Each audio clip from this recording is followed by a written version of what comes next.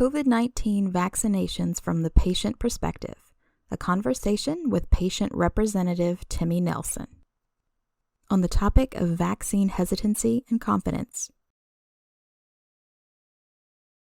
What are some of the most common reasons that you've heard from people regarding their hesitance to get the COVID-19 vaccine?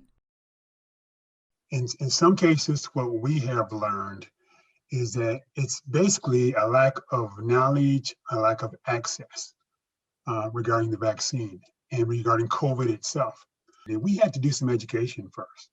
We had to make sure people understood, what COVID's about, what the vaccine's about, and they also had to give them access to getting the vaccination. I think when we broadcast things, we think sometimes that people understand automatically, well, I can just go here and there and get it. But everyone's at a different level when it comes to accessing information about how to get something done. So if we have a case where we tell you to go to a website, there's a sector of our community that's foreign to them. And so we had to make that easy. So understanding and access are the first two things. After you get those two things taken care of, then I think you're going to focus on true hesitancy. And those are the folks that are going to take a look at things like historical missteps with minority communities that are well documented. They're going to look at those missteps and say, well, is this another opportunity for the United States or for the government to do something against minority people? There's the thought process, the conspiracy theories of Big Brother. You're going to not insert a vaccine in my arm, but you're going to give me something that's a tracking mechanism that you can hear the things that I do, you can track where I go, you can control the things that I do. And the other thing is that the DNA alterations, you hear a lot. People say, well, you give me something that's going to alter my DNA, actually. That's the issue. Then once you get past some of those things, you got to talk about other issues that we have heard a number of times from women, especially in childbearing age. Is this going to impact my ability to have children in the future? So that still goes with education and access, but I think you need to separate those two groups. One is access and understanding, and then you get to the real hesitant groups. Some of the same answers work for those groups, but I think you need to identify who's in what group first, and you do that by conversation, of course. What are some of the barriers that you've seen or encountered when addressing vaccine confidence within minority populations and those living in rural areas? Minority populations in rural areas, their true hesitancy is based upon misinformation. And here's where technology kind of works against you sometimes. I had a guy that I was speaking with, and I said, talking about the vaccine, a guy I know very well, talking about the vaccine, and he's talking about Dr. Anthony Fauci. And he says, yeah, he said, but Fauci's the expert, right? I said, based on my understanding, he's the guy that's most knowledgeable about this vaccine, the vaccine process. And he says, well, so he shows me his cell phone. He says, I'm looking at this picture of Dr. Fauci saying, don't get the vaccination because they're going to alter your DNA. Now, I looked at that picture on his cell phone, and it was obvious to me that it was a false picture. It's something someone had doctored, something that someone had altered, and it was not Dr. Fauci saying that. No question in my mind about it.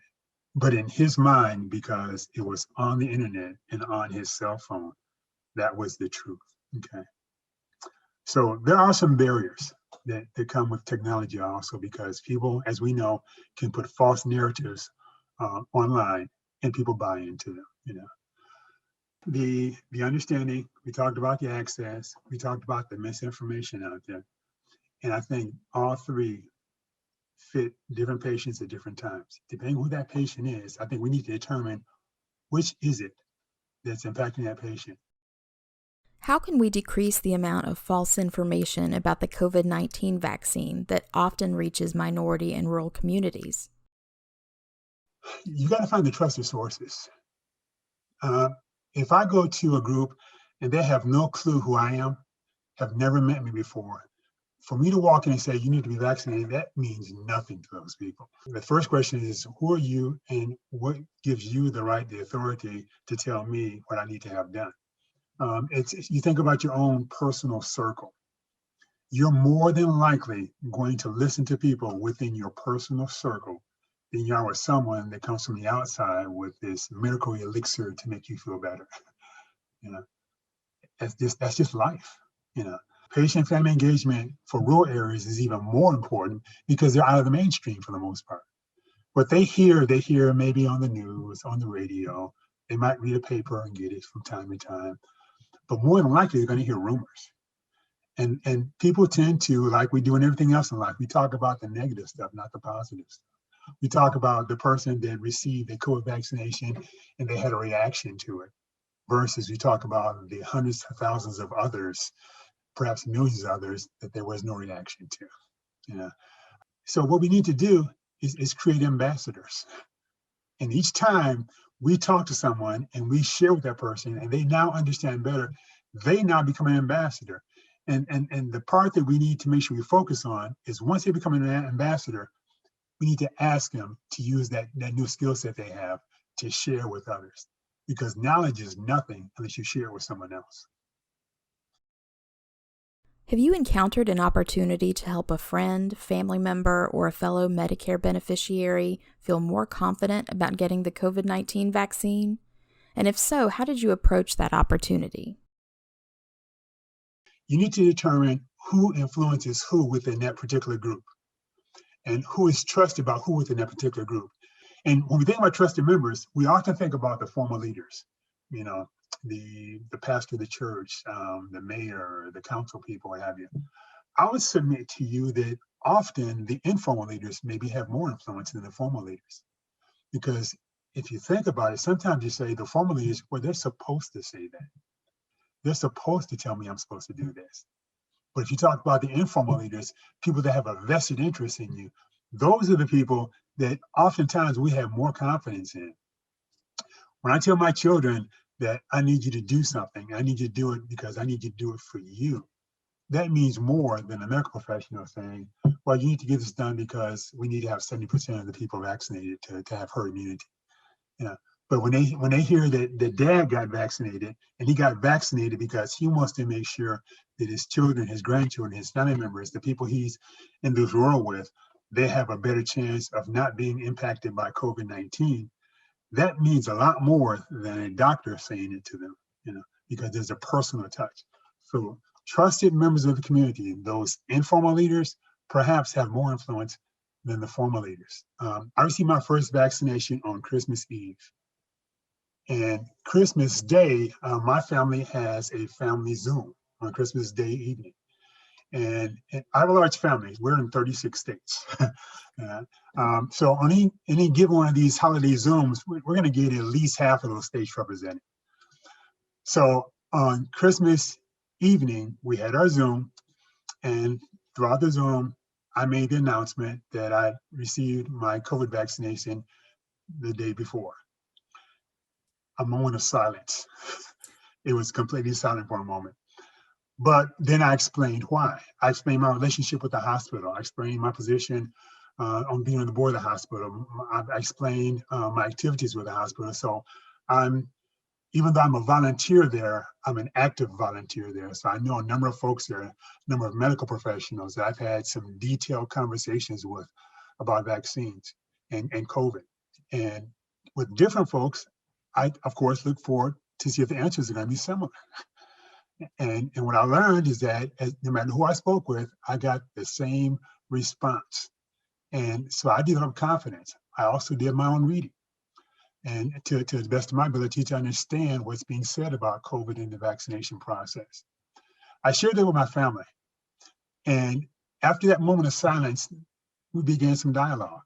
And there were some naysayers. I expected that. But we talked about it. And what it came down to is I shared with my family, I said, I have complete confidence in this vaccination process. So I've done this. I did it somewhat as an example for my family, because I want all of you to be safe also. So observe me, see how it works with me, and let me be the family guinea pig, if you would, so to speak, if you want to look at it that way. In that conversation, though, on that Zoom, a number of my family members says, it kind of makes sense what you're saying. I've kind of heard that too. So I think I'm going to look at getting a vaccination also. So some folks that were on the fence were swayed. Others, it took more time. And then afterwards, over the next month or so, I heard from some other members, and they had more questions for me. The questions I couldn't answer, I got answers for them from medical professionals and shared them with them. So I took that as my responsibility to first and foremost take care of my family unit. And then that prepared me to do a better job with the community as we move forward. And I'll give you an example of that too, is that when we have people to come to vaccinations, we would invite them to bring 10 members of their circle, if you would. So their organization, we actually invite you to bring 10 members. Some of the leaders of those organizations told us that the first few people they talked to said, no, I'm not doing that. I'm not doing that. You know? So they went down the line, got 10 members, they brought them in. And again, when those 10 members received their vaccinations, I would talk with them as they're leaving. And I'd ask them, it's kind of like my exit interview, if you would. As they're leaving, I'm interviewing them and saying, what do you think about the process? How'd you feel coming here? How do you feel now? What do you think about the vaccine? Did you get your questions answered? They would answer affirmatively to all those questions. I would say, I need you to go back and talk to someone else. Some of those same members that said no at first heard from these members, and they were very vocal about it when he came in. They says, I was asked at first, and I said no because I didn't trust the issue. But then so-and-so from my group came back and told me how the process went and how comfortable they were and how they felt welcome and they felt well taken care of. They understood what was happening every step of the way. So now I'm going to do it. There's a perfect example of the informal leaders going back, talking to the people where the formal leaders could not make it happen. And it's nothing to be ashamed of by anyone, but understand spheres of influence. We all live in this circle. And at the heart of the circle are the people that influence us, and it spreads out. A phrase that we all hear about is meet people where they are.